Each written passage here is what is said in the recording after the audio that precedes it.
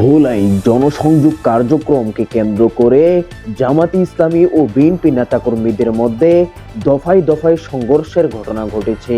এই সংঘর্ষে উভয় পক্ষের অন্তত 10 জন আহত হয়েছেন।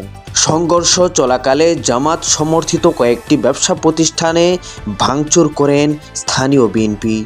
এছাড়াও বিএনপির এসব কর্মকাণ্ডের ভিডিও করতে গেলে বাধার মুখে পড়তে হয় 5 জন সাংবাদিককে।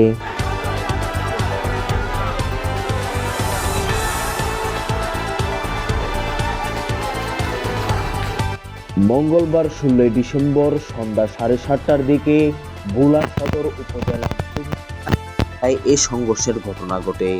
স্থানীয়দের সূত্রে জানা যায়, জনসংযোগকে কেন্দ্র করে প্রথমে উভয় পক্ষের মধ্যে কথা কাটাকাটি শুরু হয়। এক পর্যায়ে দাওয়া পাল্টা দাওয়া থেকে শুরু করে সংঘর্ষের সৃষ্টি হয়। সংঘর্ষের গুরুতর আহত জামাত কর্মী মোহাম্মদ আবুল বাশার ও আশিক ইলাহিকে ভোলা সদর হাসপাতালে ভর্তি করা হয়েছে।